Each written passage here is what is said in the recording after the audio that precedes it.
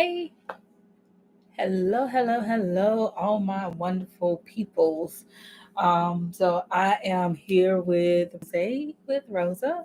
I am Tanika La Rosa, and tonight we are going to be talking about some estate planning. We're going to go more into basics and then a little bit of tax strategies, and then just about the wine. So today's wine we have is a Coast de Provence Rosé. 2019. So I don't know if you can actually see that. Uh yeah, so I like to do like jibbing and do that. But either way, so that is the wine that I have today. Um it's a rosé 2019, and this one is to be served chilled. Um so and it goes with a good fish, and I'm not having fish right now on the screen, but fish is for dinner. So um, that is it's a tilapia coated in um, garlic, butter, and onion, and so yes, I love it. No, not butter. I use olive oil this time. I use the olive oil along with the paprika and then the garlic and onion. Okay. So that is what was for dinner along with turnip greens. Yes. So once I'm out of turnip greens, what I will um, end up doing um, what I'll end up doing is cooking green beans with it. So that is what's going on today. So we're just gonna hop right in. I'm going to get this started. I probably should have uncorked it beforehand, but I just went on and started. So I am. This is very interesting because I'm learning so much from this. And let's see here. I have been cleaning my office. And so I have my trusty corkscrew. So what I typically like to do is take this, run it around that top lip, and this might be wrong. It most likely is wrong, but I do that.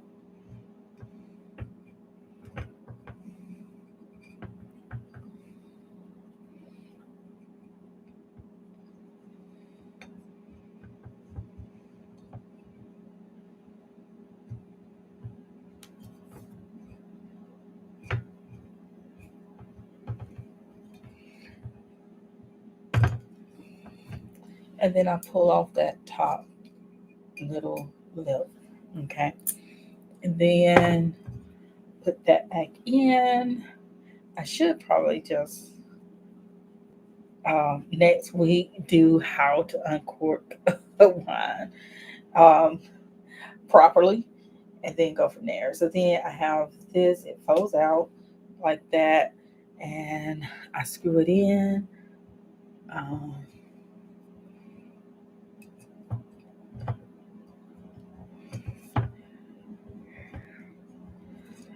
and I try to keep it as straight as possible, um, but that don't always work. And so now that it's screwed in, it actually goes like bends over like that just a little bit, and then that fits there, and then I just uncork it. So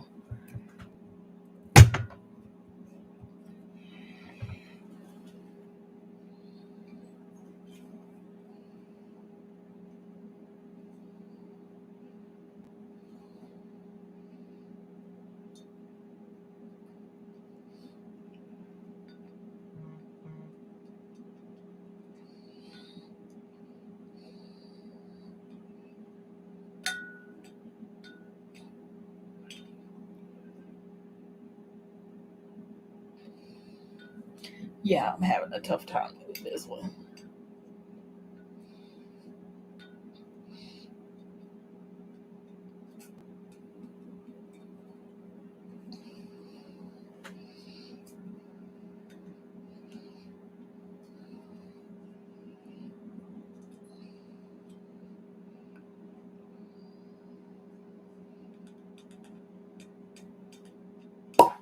Okay, that was tough, but I got it.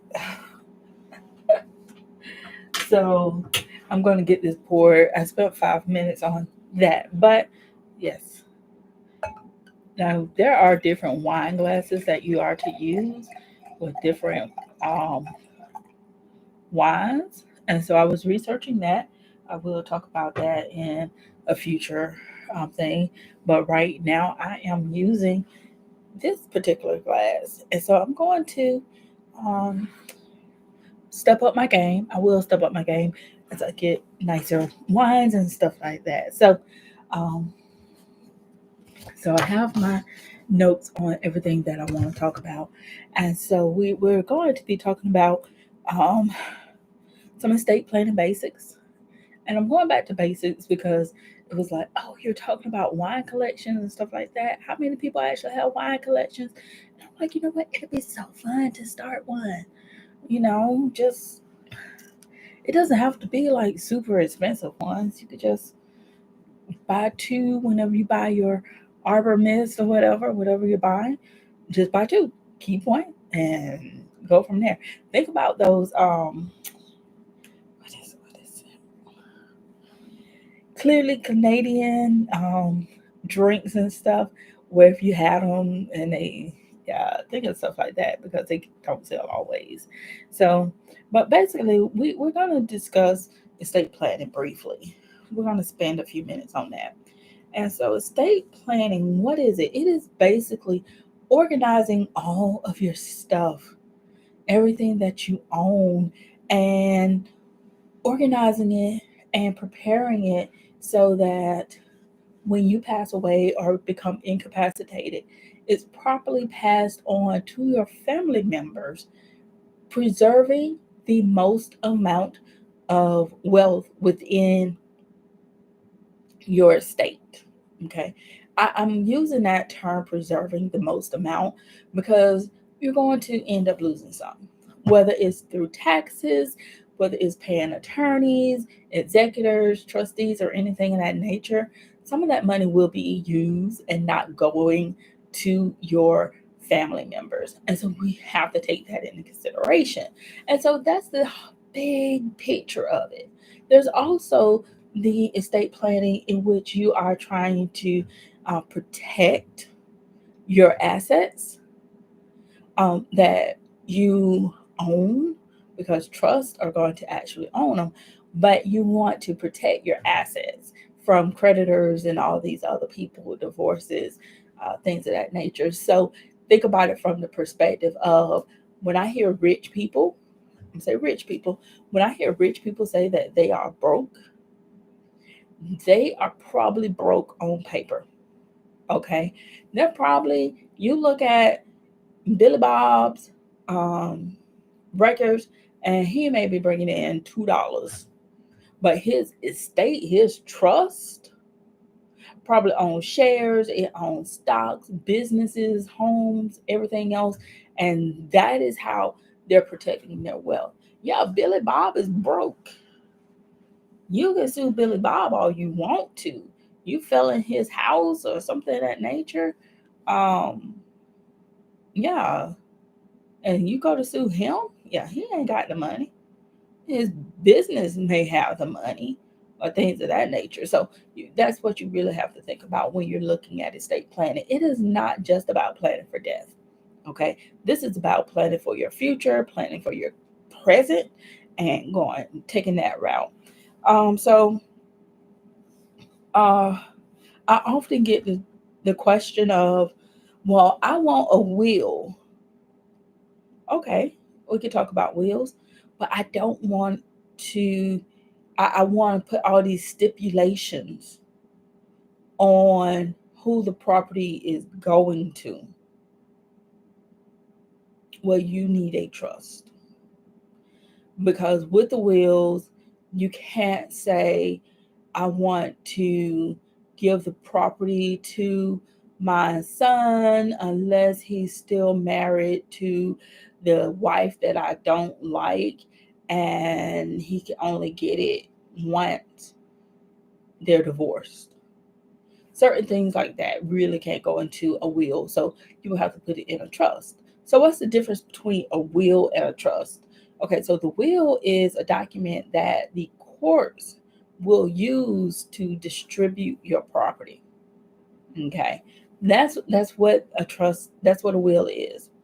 A trust is a private document that your trustee will use to distribute your property in accordance to your wishes. So if you don't want your house to go to Billy Bob because, or your son because he's married to um, Serenity, and you just can't stand her, and it's like if they get a divorce, he can get it.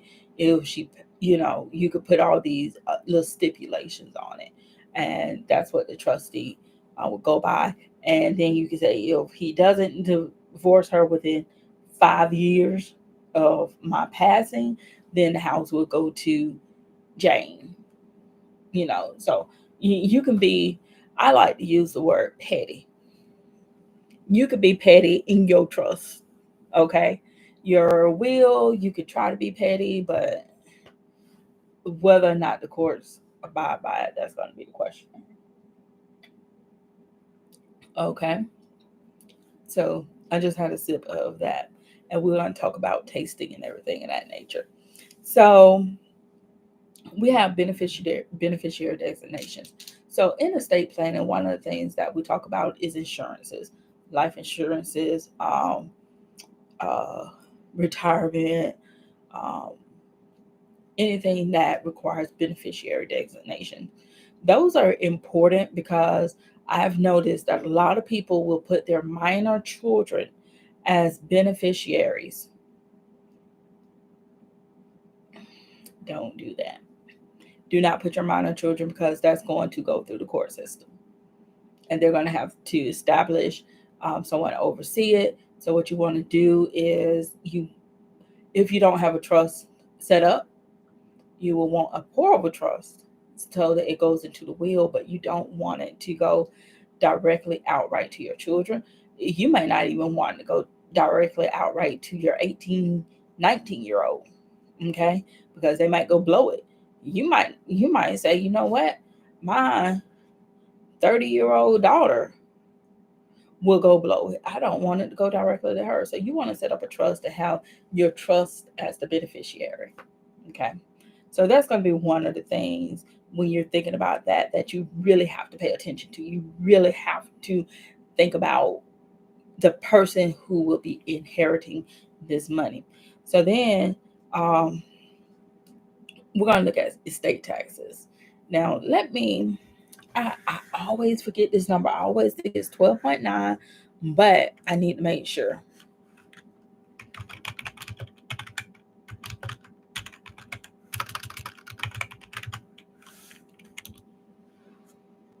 Yes, okay. Okay.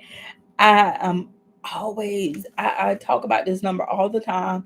I say 12.9. It is 12.92 million for federal, and that's for individuals. For married couples, it will be $25.84 million. Okay. And that is the federal estate tax threshold. So you don't pay taxes until you reach that amount. Okay. So a lot of times people are like, oh, I have a couple $100,000.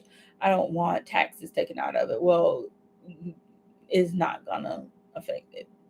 And here in Alabama, we don't have estate taxes, so that's the good part about it. So basically, it will that Uncle Sam will come and tax your estate, and so if your estate is small, and this is going back to why you will see rich people use trusts and things of that nature, um, to protect it and keep it out of their estate. Okay, so a trust is technically a legal entity. Depending on the type, it has its own EIN. And so you have the revocable living trust. A lot of times it's just your social security number, but then you also have the irrevocable trust in which it has its own EIN. Okay, so you do want to take that into consideration. And so now what we're going to really just hop into is um, tax planning. And this is more of tax planning for retirement. I'm doing a lot more of this because I'm looking at it for myself. Um, I am 40 and 40, 41. Yes, I'm 41. And so we have to make sure we're planning for the future. You want to start as soon as possible. Unfortunately, I did a lot of schooling. Um, the retirement that I did have when I lost my job, I used it all up for living expenses and hardship. Then I went back to school, started my own business and everything else. So my retirement is crap. So I'm having to play catch up. So I have my notes here, and you have the IRAs, which are individual retirement accounts, and then you have your 401k. And they're the most popular um, as far as retirement saving options. And there are some tax advantages to it. So you want to look at what works best for you. Okay. So you have the 401k, and then you have the IRA. Your 401k is employer sponsored. Okay. So you you as the employee will contribute a portion, a pre-tax income into it. And a lot of times your employer will contribute and match it um, at certain percentages. I don't know any that does 100% match, but they will match it at a percentage. And so basically, what happens is because you are contributing pre tax, you're reducing your taxable income for the year, and so you're paying less in income taxes. And so why is that important? Because right now what's happening is you should be paying more. You should be paying more taxes at this point, or you should be in a higher tax bracket, or you would be in a higher tax bracket than once you retire, and then you are going to be paying taxes on that retirement amount because it's pre-taxed. Okay, and so that would reduce your income would be lower, and so your tax bracket would end up being lower. And so um, I will have to get the um, contribution limits, but it was 2022. Uh, it was $19,500 for the annual contribution, and if you were trying to do catch up, it was 6,500 for those over the age of 50. And then you have the withdrawals from a 401k, and they are taxed as regular income. And so, and then they have those penalties up to like 20% penalties if taken before the age of 59 and a half. Um, Now, if you have a Roth 401k, then it will allow a tax-free withdrawal in retirement. Okay, that is good. So then we have I'm sort of kind of, I would really love it if I had like someone to really just talk with. The individual retirement accounts. So these are individual accounts, individual ownership. This isn't tied to your employment or anything of that nature. And so anyone with earned income can open up an IRA.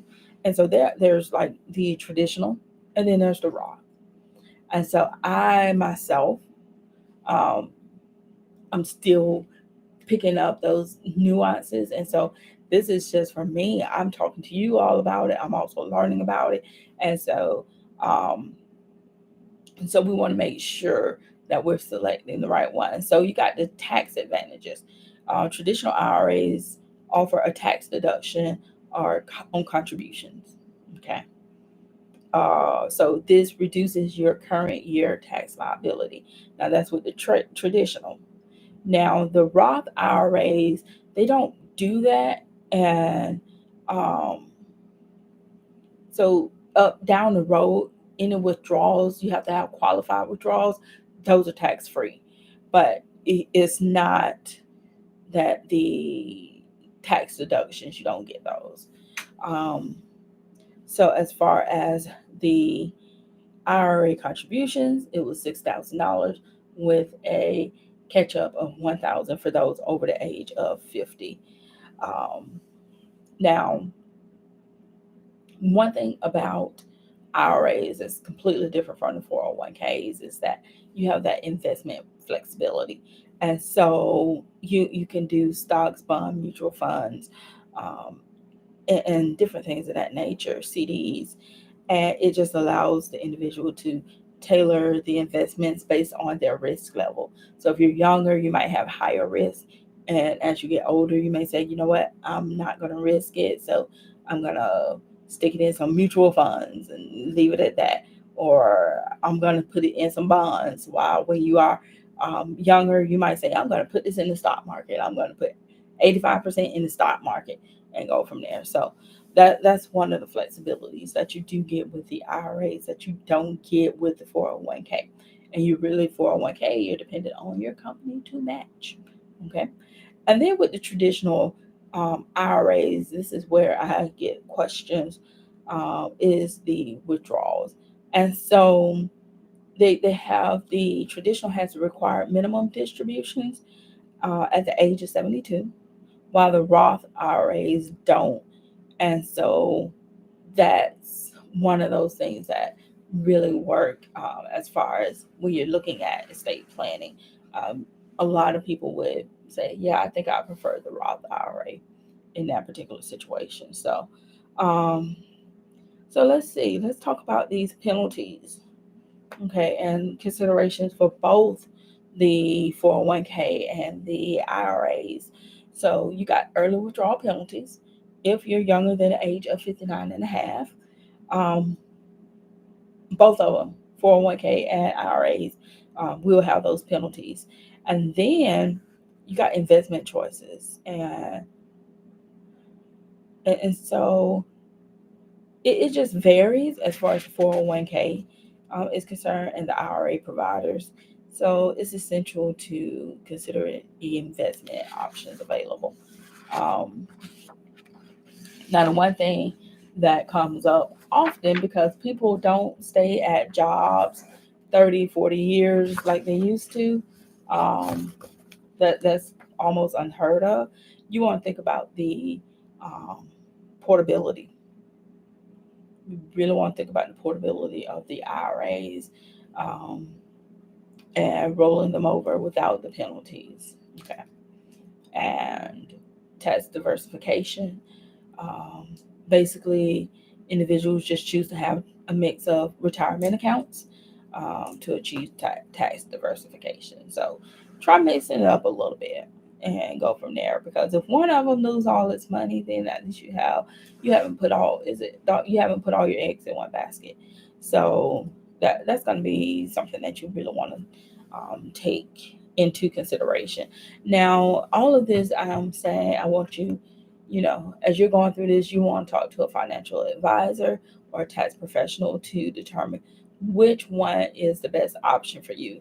This is just the basic stuff, because we didn't get into um, the tax advantage investments, tax losses, harvesting, and things of that nature, which is a little more advance in tax planning down the road. So you do want to make sure that you're maximizing your retirement savings and minimizing your tax liabilities. So I would say talk with a financial advisor or a tax professional um, as you are working through your estate plan to make sure, as I said, that you are increasing or maximizing your retirement savings and minimizing your tax liabilities. So we're not going to go into a lot of planning um, or additional advanced planning.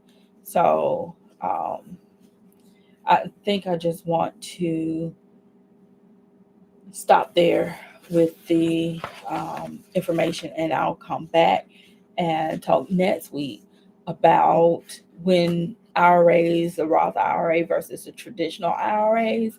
And yes, I need to move. I have multiple monitors and I keep looking at this particular monitor. So I am going to move it here. Okay, there we go. That's better. And I've probably done that the whole time, which is bad for videos.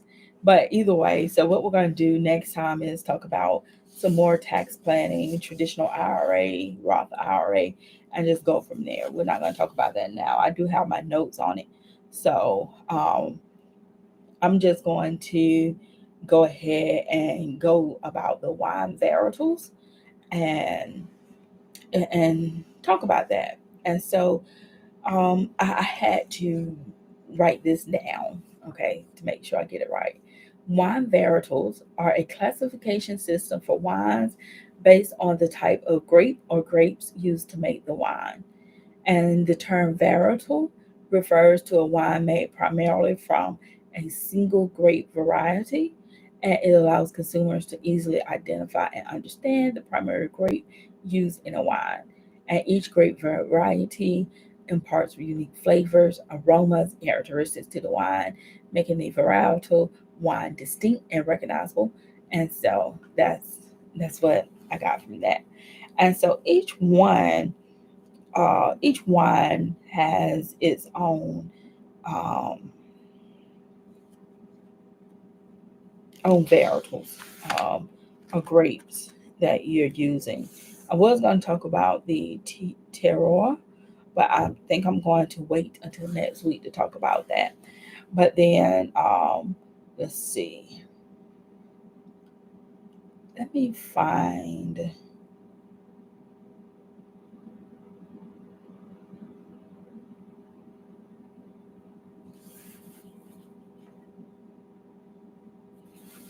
So, like red wines, Cabernet Sauvignon.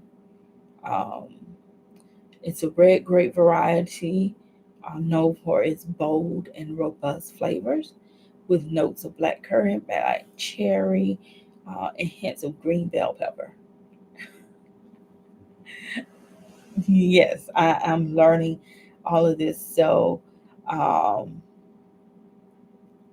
a Cabernet Sauvignon, a Bordeaux um, are some examples. Then you have the Chardonnay.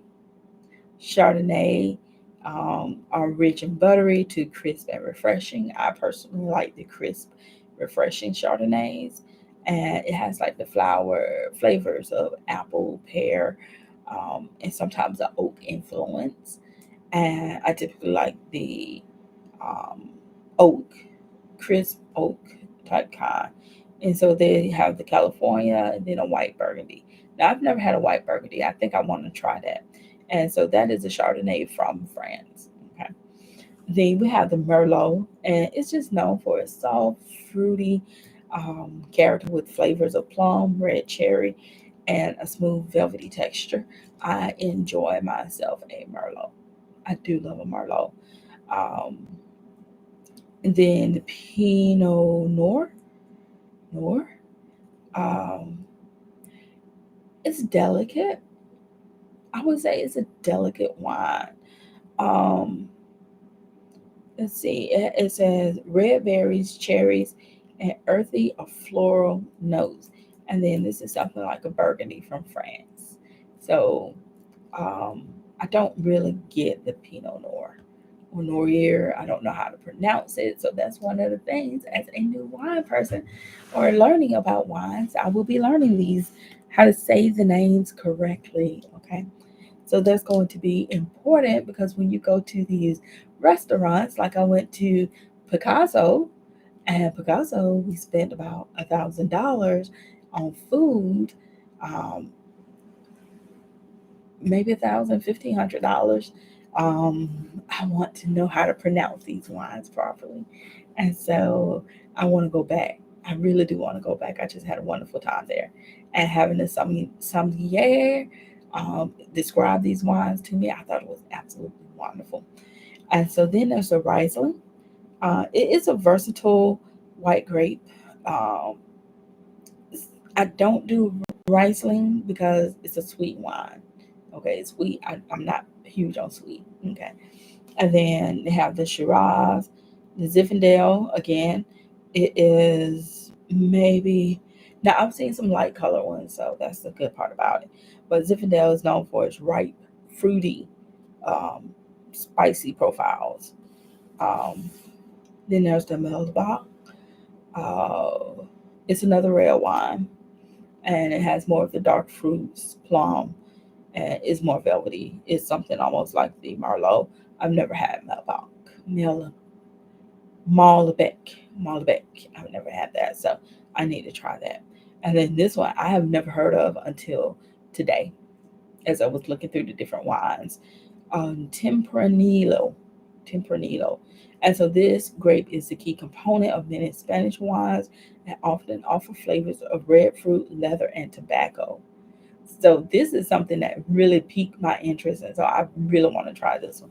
So those are going to be some of the wines that I try out. So what are we going to try out? We're going to try out Malbec, Tempranillo, and a white Burgundy. Okay, so those are the wines that I want to look for now. And so um, let's talk about this rosé. Okay, so in the next topic, since it's like 31 minutes, in the next week, we're going to talk about uh, the use of the right glassware and how to actually taste it and things of that nature. So I am learning as a newbie, and I hope you all are learning as well with me. So I just feel excited about this. But I will say, what did we learn last week?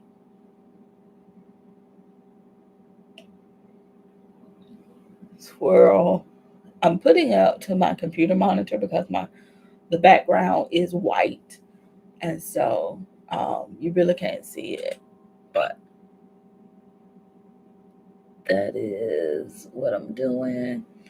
Um, Looking for impurities, things of that nature, and going from there.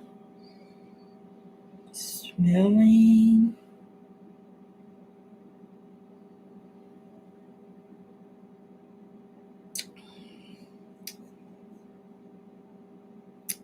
I like this one. It's a little.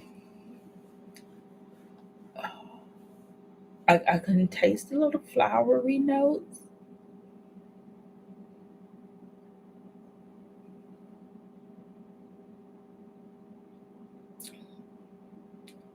It doesn't have a spicy kick.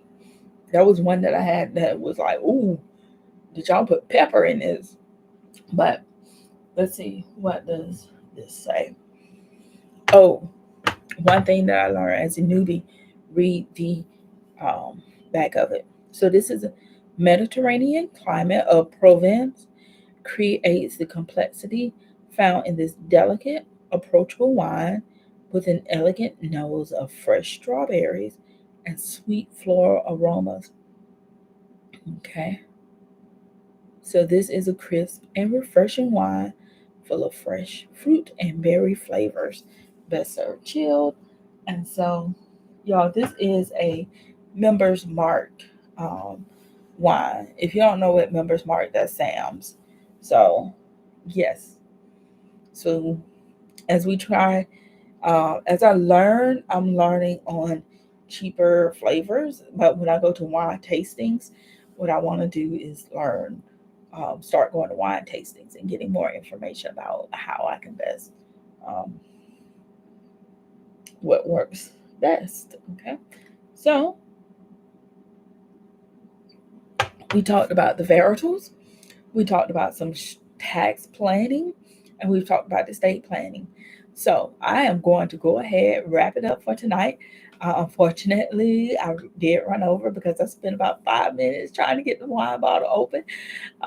So next time I will come without having to, uh, with it already decorked, or corked, however the word is. So I'll have that pre-done. Um, so I will have this for the rest of the week as we have fish um, on the menu. I do leftovers. So that is what we will be working on. So I hope you all enjoy. I hope you got some gain some wonderful knowledge. And if you like it, hit the like button and go ahead and subscribe to my channel. And I'll talk to you later. Bye.